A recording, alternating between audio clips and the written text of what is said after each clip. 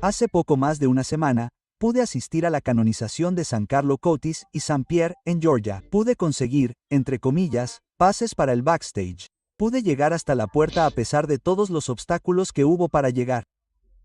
Pudimos estar allí. Pude conocer a la madre de San Carlo Acutis el día de la canonización. Ninguna de estas cosas se debió a mi suerte, ni a que fuera bendecido, ni a ninguna de mis propias conexiones, sino a la intercesión de San Carlo. Cuando vi que sucedían todas estas cosas, me pregunté si este santo es más de lo que se cuenta. Es un santo increíble. Nunca había experimentado una intercesión tan poderosa ni tan inmediata. Por eso quiero crear este video para revelaros el increíble misticismo, espiritualidad y santidad del santo, en concreto su devoción por las almas del purgatorio. Vamos a hablar de ello en el video de hoy. Si quieres apoyar este canal de alguna manera, hazlo a través de cómprame un café. Empecemos. Al final del video, quiero compartir contigo dos cosas realmente sorprendentes sobre San Carlo Cutis que deberías saber. Una especie de secretos. Quédate para verlo. Todo esto nos llega del libro Mi hijo Carlo. Si quieres conocer a San Carlo Cutis, sea lo que sea que estés leyendo ahora mismo, deja eso y lee este libro porque este libro está escrito nada más y nada menos que por su madre. Ella tiene información, citas suyas, reflexiones y comparte detalles que no puedes obtener en ningún otro lugar. Es una lectura estupenda. Me gusta mucho y las cosas que aprendes son realmente espectaculares. Vamos a repasar el capítulo 5. Nada nos separará. Tomaré fragmentos y luego daré algunas de mis propias reflexiones sobre algunas de las cosas que dice. Es realmente increíble. Empieza diciendo que Carlos sentía un fuerte apego por los que ya no están con nosotros, con un difunto, desde muy joven. Esto es sobrenatural. Siempre decía que nuestra relación con ellos permanece aunque se viva de forma diferente. Así que fíjense en estas cosas. Murió a los 15 años. Que una persona de 15 años o menos tenga o piense en esto es inusual. No es normal. Es sobrenatural. Así que, en cierto modo, era un niño normal, pero ya era algo extraordinario. Escuchen lo que le pasó. Lo entendí bien cuando murió mi padre. Falleció a los 59 años de un infarto. Había un apego especial entre Carlo y su abuelo. De hecho, cuando todavía era bastante pequeño, pasaba mucho tiempo con él y mi madre en su casa de Roma y en la playa, lo que había reforzado su vínculo. Unos meses después del fallecimiento de su abuelo, Carlo me contó que había visto a su abuelo vestido de azul. Dijo que su abuelo le había pedido oraciones porque estaba en el purgatorio, pero también que estaba bien porque se había salvado. Carlo me contó estas cosas de forma sencilla y con una certeza que lo desarmaba. No le cabía duda de que su abuelo le había hablado. Más tarde me contó que había experimentado otras señales a través de las cuales Dios le hizo entender que era importante mantener una relación con los muertos, rezar por sus almas y pedirles que nos ayudaran. El medio favorito de Carlo para ayudarlos era a través de la Eucaristía y el rezo del rosario. Así que en esa pequeña frase está la esencia de todo lo que creemos como católicos, que Dios le reveló que debemos mantener una relación con ellos, que nuestra relación con ellos no se corta. Somos la iglesia militante, estamos en una relación con la iglesia que sufre, y necesitamos mantener eso para orar por sus almas, lo cual muchos de nosotros sabemos, pero muchos de nosotros, y trato de enfatizar esto, y si ven mi canal, deberían saber esto, que para pedirles que nos ayuden, este canal existe debido a la ayuda de las almas del purgatorio, y es un testimonio de que no existiría si no estuvieran orando por mí. Murió hace mucho tiempo. Entonces, está donde está gracias a ellos. Entonces, si no creen, miren este canal. Existe gracias a ellos. Y allí ven la pequeña evidencia que su madre da de que Dios experimentó otras señales. ¿Qué significa esto? ¿Otras señales? ¿De qué estás hablando? El nombre de su madre es Antonia, creo. Antonia, ¿de qué estás hablando? Señora, Audi, ¿de qué estás hablando? Otras señales. Señales místicas. A eso se refiere. Ahora bien, se puede decir que ella no quiere revelar toda esta información porque, a menudo, las personas que tienen experiencias místicas no las comparten. Son muy privadas. Son encuentros extremadamente personales con Dios que no necesariamente publicamos en todas partes, aunque queramos saberlo y, a veces, nos ayudaría a saberlo, pero son tan íntimamente personales que es difícil compartirlos. Así que él era un místico desde el principio. Bueno, este es un punto de parada porque si investigas a los santos, hay ciertas cosas que tienen en común. Una de ellas es que son muy sacrificados. Son santos. ¿Pero por qué son santos? Son santos porque rezan mucho. Rezan mucho. Mucho. Como 3 horas al día o más. Rezan mucho. Pero otra cosa es que tienen experiencias místicas. Estas experiencias místicas los transforman.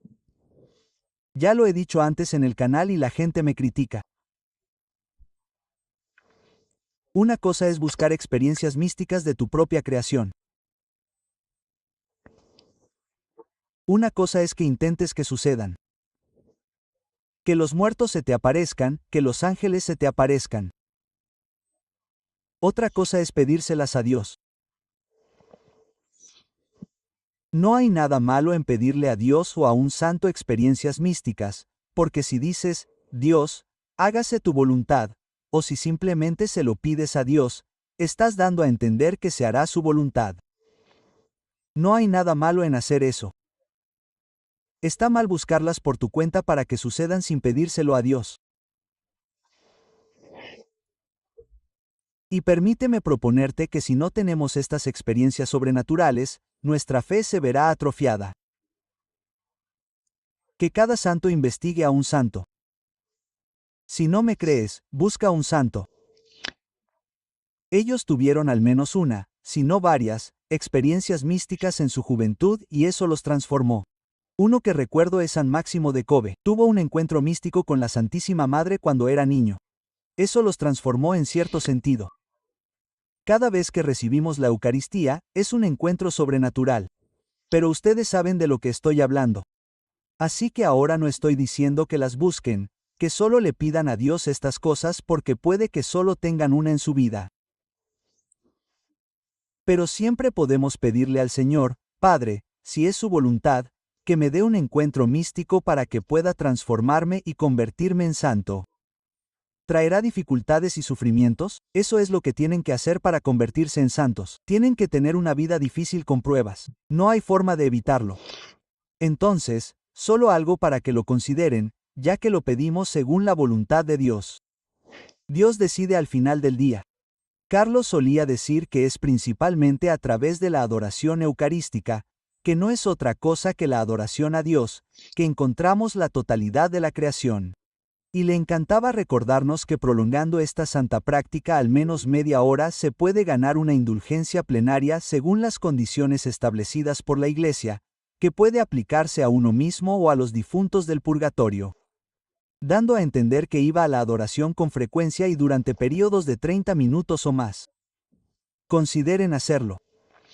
También dijo que aunque no es fácil lograr la condición principal requerida, el desapego completo del pecado, y allí dice, que es la ausencia total de cualquier pecado, incluido el venial, no debemos despreciar estas gracias que se dispensan gratuitamente debido a los méritos de Jesucristo y de los santos y la concesión dada a Pedro de atar y desatar. Carlo también realizó el llamado acto heroico de dedicar todas sus buenas obras y oraciones a las almas del purgatorio y a las intenciones de la Virgen María. Hablé de esto en un video anterior, que él lo hizo. Nosotros también deberíamos hacerlo. Ahora bien, a veces la gente malinterpreta el acto heroico. Allí lo explica de forma muy sencilla, que consiste en dedicarles todo lo que haces, específicamente los sufragios. Puedes buscarlo en otro sitio. Puedes buscar en Google qué es el acto heroico. Así podría definirse claramente. Es muy sencillo. La idea es muy sencilla. La oración que haces es muy corta y sencilla. No se necesita necesariamente ninguna preparación. Y te recomiendo que lo hagas lo antes posible porque beneficia a las almas del purgatorio de inmediato. Y cuando las beneficias, te vuelves más santo. Te ayudan más. Creces en santidad. Y esto es algo sabio que hay que hacer aunque dé miedo porque se lo estás entregando todo a ellas. Pero este es el ejemplo que Jesús nos da. San Carlo lo hizo. Creo que no somos mejores que él. Que no deberíamos hacer esto. Tenemos que hacerlo. Le encantaba recalcar que nuestros muertos nos recuerdan la vida eterna, la que nos espera en el más allá. Nos recuerdan que hay un después. Nos dicen cómo vivir nuestra vida cotidiana y nos ayudan a evitar cometer errores que pueden poner en peligro nuestra salvación. Dijo que muchos de ellos están en el purgatorio. Están sufriendo y por eso piden nuestro sufragio, porque de esta manera podemos acelerar su entrada en la bienaventuranza eterna. Ahora escuchen lo siguiente, que es bastante asombroso. Después de la muerte de Carlo, 3 sacerdotes, 3, no 1, ni 2, 3 que no se conocían entre sí, uno de Perú, uno de Brasil, uno de Costa Rica, escribieron que habían soñado con Carlo y les decía que estaba orando especialmente no solo por aquellos que pedían su intercesión, sino también por aquellos que había conocido en vida y por las almas del purgatorio. Entonces, si se aparece a estos sacerdotes para decirles que está orando por las almas del purgatorio, recuerden que no se cosecha lo que no se siembra. Es porque oró mucho por las almas del purgatorio. Y entonces esto se convierte en un sello distintivo de quién es él en la otra vida. Algo asombroso. Entonces, ahora es un poderoso intercesor por las almas del purgatorio porque lo era entonces. Esto te dice que rezaba mucho. Reza mucho por ellas. Pide su intercesión por ellas, por tus seres queridos fallecidos. Continúa con esta información. Y después de la partida de mi hijo al cielo, comencé a celebrar misas gregorianas en un monasterio de clausura y en rotación continua los 365 días del año como un regalo para él. No porque lo necesitara, obviamente, sino solo como agradecimiento y un regalo para ti. ¿Te imaginas el fruto de esto? Su madre ahora celebra misas por las almas del purgatorio o ha ofrecido 365 al año. Hablaremos de esto en videos posteriores. Esta santa obra comenzó con San Gregorio Magno, un papa y un gran doctor de la Iglesia, y consiste en la celebración de una misa al día durante 30 días consecutivos por el alma de una sola persona fallecida. Si nunca has oído hablar de las misas gregorianas, la mayoría de ustedes sí. Hazlas por tus seres queridos. Son poderosas. Unos días después de la muerte de mi hijo, encontré en sus notas algunas reflexiones sobre el purgatorio. Escuchen cómo entiende el purgatorio a los menores de 15 años. No sé cuántos años tenía cuando escribió esto, pero es algo asombroso. El purgatorio es limpiar nuestras vestiduras hasta la última mancha. Uno entra en la coeternidad vestido de blanco. Como escribió Santa Catalina de Génova, la esencia divina es tan pura y brillante que el alma que tiene conocimiento de una sola imperfección prefiere pasar por 1000 infiernos antes que presentarse ante el rostro de Dios con la mancha del pecado. Pero el sentido del purgatorio es eliminar la mancha. El alma elige este lugar para encontrar en él la misericordia necesaria para liberarse de sus errores. María Sima dice algo parecido. Las almas del purgatorio eligen el purgatorio. Quieren ir allí para purificarse. Más adelante dice que Carlo tuvo experiencias místicas con respecto a estas realidades últimas. Siguiendo con lo que decía antes. Algo para pensar. En particular, era consciente de que la vida implica un ciclo continuo de pruebas que, si nos vestimos de Cristo, seguramente podremos vencer. Por lo tanto, no se pueden evitar las dificultades en la vida. A menudo, las personas piensan, bueno, hay un camino seguro al cielo, y por camino seguro al cielo se refieren a uno sin pruebas, sin sufrimientos, sin nada, y así me aseguro de entrar en el cielo. No es así. Sí, hay caminos más seguros al cielo, como consagrarse a la Santísima Madre, a la devoción a la Divina Misericordia, etc. Pero implicará un ciclo de pruebas y tribulaciones. No hay forma de evitarlo. A Carlo le impresionaron bastante las memorias de la hermana Lucía a Fátima, donde cuenta cómo, durante la aparición del 13 de mayo de 1917, ella y los otros 2 pastores le preguntaron a María si sus 2 amigos de 16 años que habían fallecido recientemente ya estaban en el cielo. La Virgen confirmó que uno ya estaba en el cielo, pero que el segundo permanecería en el purgatorio hasta el fin de los tiempos. Justo después los pastores preguntaron si ellos también irían al cielo y la Virgen respondió que Lucía y Jacinta seguro que sí, pero que Francisco necesitaba rezar muchos rosarios. Un día, no mucho después de leer este episodio, Carlo nos dijo preocupado que si Francisco, que era tan bueno, tan amable y sencillo, tenía que rezar tantos rosarios para ir al cielo, ¿cómo iba a ganárselo yo, si en comparación soy menos santo? También deberíamos hacer estas reflexiones. Entre los numerosos escritos que Carlo recopiló para su exposición Inferno Paraiso en el Purgatorio, había uno al que estaba especialmente apegado, del diario de Santa Fina Covalsa. Por cierto, tenía unas 80 entradas solo sobre el purgatorio y sobre santos, y hay que ser un investigador teológico increíble para encontrar estas historias del purgatorio que encontró. Las he estado usando en algunos de mis vídeos. Increíble. Así que encontró obras increíbles sobre el purgatorio. Ni siquiera he llegado a las del cielo y el infierno, así que escuchen esta de Santa Fina. En un momento dado, me encontraba en un lugar brumoso y lleno de fuego, en el que había una gran multitud de almas sufrientes. Rezaban con fervor, pero era en vano. Solo por ellas podemos acudir en su ayuda. Las llamas que las quemaban no me tocaron en absoluto. Mi ángel de la guarda no me abandonó ni un instante. Pregunté a aquellas almas cuál era su mayor sufrimiento. Respondieron a una sola voz que su mayor tormento era el anhelo de Dios. Vi a la Virgen visitando a las almas del purgatorio. Las almas la llaman la estrella del mar. Les trae consuelo. Quise hablar un poco más con ellas, pero mi ángel de la guarda me hizo señas para que me fuera.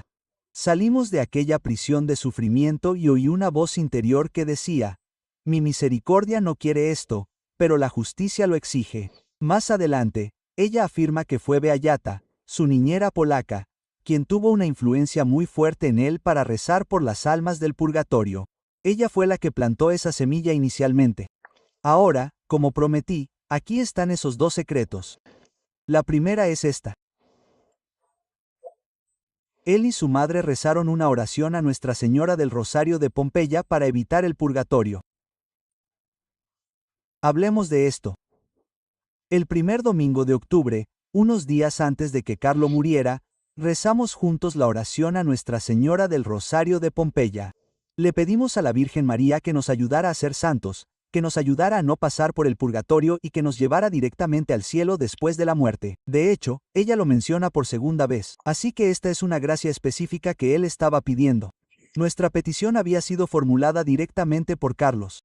Así que no sé cuál era la oración, pero deberíamos rezarla nosotros mismos o buscar oraciones a Nuestra Señora de Pompeya. La gracia fue confirmada. Obviamente, fue canonizado. Pero escuchen esto. Poco después de su muerte, recibí la confirmación de que la Virgen María lo había escuchado. Había ido con mi esposo en peregrinación al monte Sant'Angelo en la región de Gargano en Apia. Y luego más adelante dice, decidí en ese momento quedarme un poco más y me senté a rezar frente al altar con la estatua de San Miguel. Empecé a pensar en Carlo preguntándome si ya estaba en el cielo con Jesús y de repente escuché una loción interior. Una voz me dijo estas simples palabras. Carlo está en el cielo y esto es suficiente para ti. ¿Te lo imaginas? Pidió la gracia. Vivió la vida. Pidió la gracia. Se le dio. Tenemos que imitarlo. Ahora, un último secreto sobre su espiritualidad que tienes que saber. Vale, 2 secretos que tienes que saber. En la escuela, Carlos se distinguía por su ética de trabajo y obediencia. Su secreto era permanecer en contacto constante con el Padre. Siempre decía que rezar es simplemente conversar con Dios. En este sentido, puedo decir con certeza que siempre estaba rezando. Creo que no hay forma de evitarlo. Tenemos que pedirle a Dios y a San Carlo Koutis la gracia de rezar siempre. No hay forma de evitarlo. Tenemos que hacerlo. Una última cosa. Él ya poseía la virtud de la templanza, que es contenerse cuando es necesario, lo cual no debe darse por sentado para un niño de su edad, ni siquiera para un adulto.